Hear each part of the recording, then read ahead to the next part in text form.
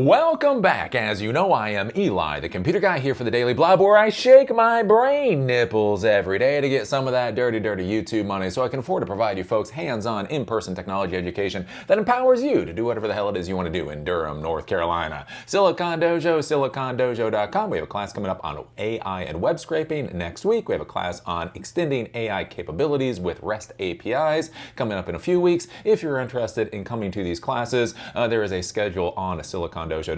Go take a look there. Do remember, free to the end user is not actually free. That's why I'm here shaking the brain nips every day. If you want to throw some money into the donor box link down below, that would be ever so lovely. And let me tell you, boys and girls, I am surprised how sexy my brain nipples are to you folks. You all just can't get enough of the Eli the computer guy brain nips. I was looking at my statistics today. Over the past month, we've had 1.3 million views. And just so everybody understands, this channel has never been as popular as many people think. We maxed out at about 1.5 million views per month way back in like 2015, 2016. So getting to 1.3 million views again, basically I have not seen this number of views literally since like March of 2016, 9.5 years ago. So don't tell me, Eli, why don't you do technology education? Eli, everybody wants technology education. Fuck you. No, they don't. They want brain nips. That's just how it is. And I'm going to give you brain nips because yeah, it does actually make me money. It's making a pretty nice paycheck right now, I gotta say. I'm the one that's the most surprised out of all this. Anyways, but that's not why we're really here today. We are here to talk about the China man bad. Really, that's the one thing that you have to remember in this world. The only thing you have to remember in this world. You do not have to understand what a function call is. You do not have to understand what a relational database is. You don't have to actually empower yourself and take agency in your life to make your life better. No! All you gotta do is scream, China man bad! And in fact, your mortgage will be paid. Your mortgage will be paid. Your health insurance will be free. Your kids will be happy. And you too can have your own yacht. Empower yourself? No. Take agency for your life? No. All you have to do is scream, China man bad at the top of your lungs. And you too can be a gazillionaire. So anyways, I think this is interesting with the latest in the China man bad dialogues. Is that what we should call this? I don't know. What is this China man bad saga that we are currently going through? So China man is now fighting back. They are now throwing some punches. And yeah, I don't know. Sounds about right. It's like, yep. Oh my God. I can't believe this is happening. Shock.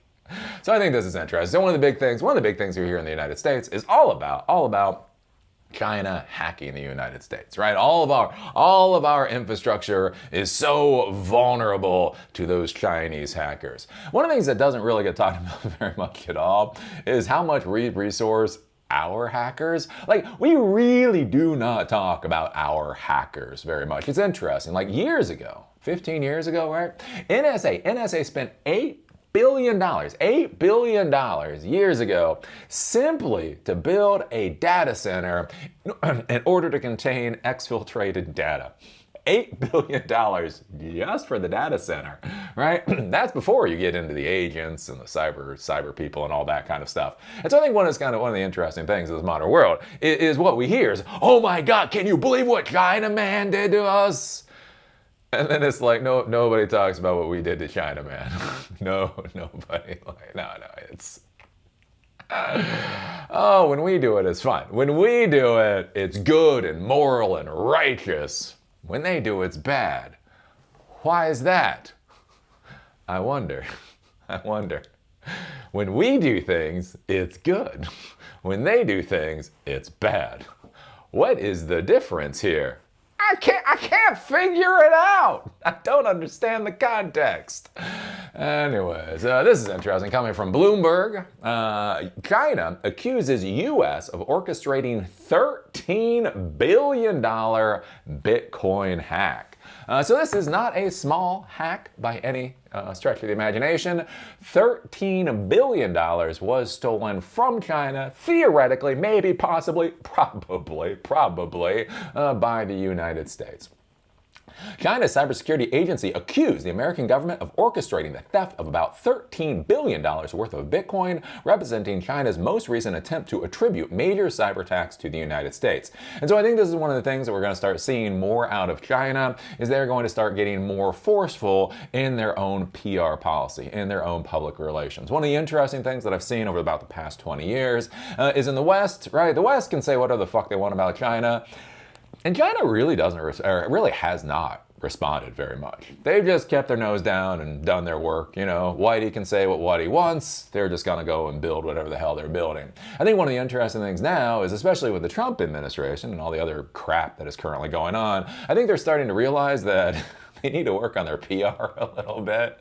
Like, just keeping your nose to the grindstone and doing the work isn't necessarily enough anymore. You have to actually start getting your message out there. And so I think this is going to be one of the interesting things to look at geopolitically over the next decade, is what happens when China's public relation machine really gets into gear. And frankly, all they have to do is talk about what we have done. That's the worst part about the United States, right? You don't have to go to misinformation. You don't have to go to fake news.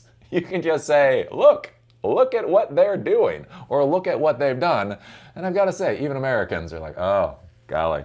Remember the longest war the United States has ever been part of? Afghanistan.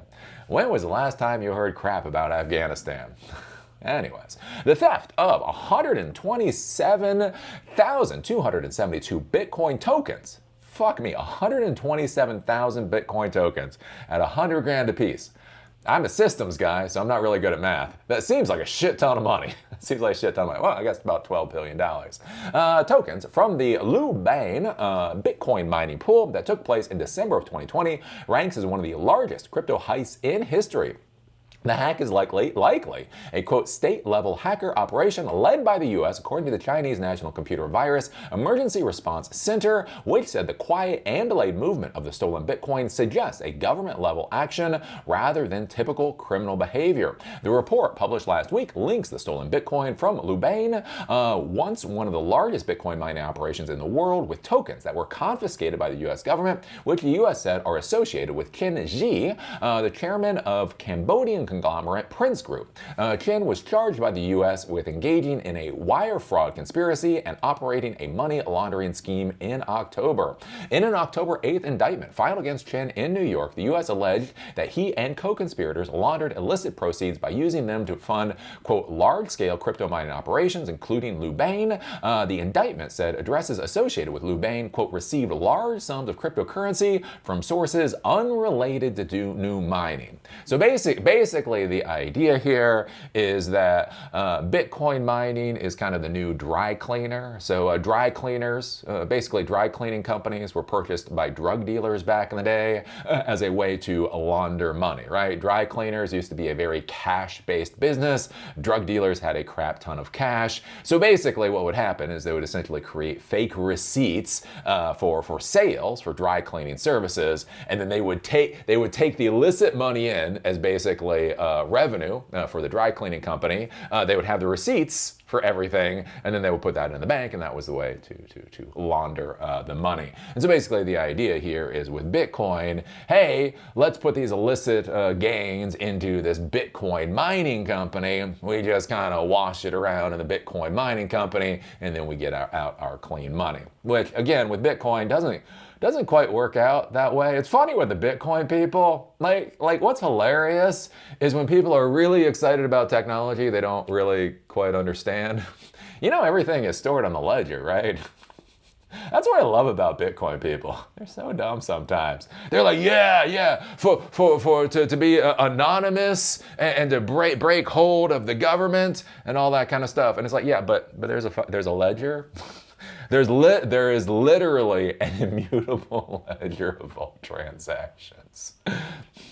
Do you think that maybe, and I'm just gonna put this on the table, Bitcoin was actually an NSA psyop? No, it couldn't, because fiat currency or something. So anyways, right, federal prosecutors of Chin's case have declined to comment on how or when they obtained control of the Bitcoin. Well, we got all these Bitcoin. We can't tell you how we got it. We can't tell you how we got it, though. The Department of Justice filed a related civil forfeiture complaint seizing the 127,271 Bitcoin, making it the largest forfeiture action in the U.S. Quote, the U.S. government may have already used hacking techniques as early as 2020 to steal the 127,000 Bitcoin held by Chenji, the report wrote. Quote, this is a classic black eats black operation orchestrated by a state-level hacking organization. The Chinese government has recently become increasingly vocal, accusing the American government of hacking campaigns. Earlier this year, China said the U.S. exploited a flaw in Microsoft Exchange servers to attack Chinese companies. Last month, the Chinese government said it had, quote, irrefutable evidence of a U.S. cyber attack against China's National Time Service Center. So this particular story, is what it is. I mean, it is what it is. Like it, fucking hate it. As the old white guy once told me, Eli, I'm not telling you it's a good system.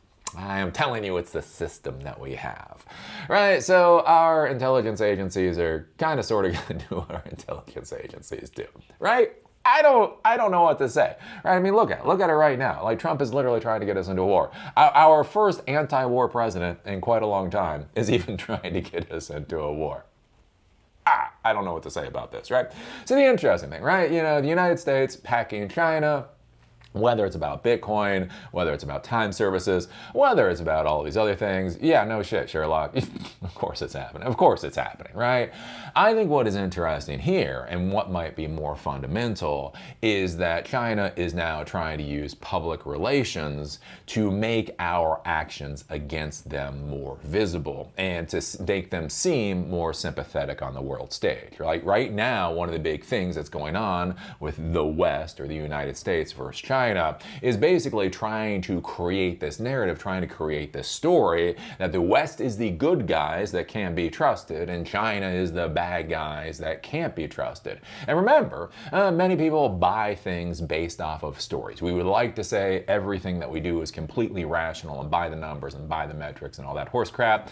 Look around your house and ask yourself how much stuff in your house was really purchased because of pure metrics and pure numbers. The reality is there's a lot of feeling that goes along with that. And so I think what's kind of interesting here is with China starting to push back and actually create their own PR machine for the wider world to say, look, the United States is attacking us, right? And basically thinking about what that does to kind of change China's image on the world stage, what that does to the American image. Again, one of the big problems we have right now is we do a lot of horrible shit. We do a lot of horrible shit, right? I was watching, was it Preston Stewart? Is it Preston Stewart? He's one of these military folks on YouTube. And apparently right now, I think it's France, Colombia, the UK, and Canada have stopped sharing intelligence information with the United States about things going on in the Caribbean because basically we're committing war crimes. We are literally committing war crimes. We are literally sending missiles after boats that we state are transporting fentanyl, but instead of actually boarding the boats and arresting people and all that kind of stuff, we're just missiling the fuck out of them. And literally that is such a geopolitical issue. Our own allies are trying to back the hell away from it, so they are not supporting these particular war crimes. And so that's a big issue that's going to come out is, if China starts using real PR muscle to simply broadcast what we are in fact doing, not misinformation, not fake news, just think about this, right? The Al Jazeera, like what happens if China creates the next Al Jazeera? That could be one of the most damaging things out there for the United States on the world stage. So it'll be curious. It'll be curious to see how all of this goes with, technology and PR and all of that kind of stuff. So what do you think about this? What do you think about the United States hacking China for a $13 billion Bitcoin heist? Is that just a bridge too far? Eli, I can't believe you think we'd ever do something like that, right? Do you think it's just normal course of doing business, in the modern world? I don't know. Put your thoughts down below. If you like these videos, give us a thumbs up. If you hate these videos, give us a thumbs down. Call me amazing. Call me a dumbass. Just be a real Lutnick and put your strong American comment down there in the comment section. Do you remember I do these videos in order to support Silicon Dojo? SiliconDojo.com. Free to end user hands-on technology education that empowers you to do whatever the hell it is you want to do in life. We have classes coming up on web scraping next week. We have classes coming up on AI and extending AI capabilities with REST APIs coming up in a couple of weeks. If you're interested, take a look at the schedule at silicondojo.com. Do remember, free to the end user is not actually free. That's why I shake the brain nips every day. If you want to help support the project, there's a donut box link down below. And with that, see y'all later.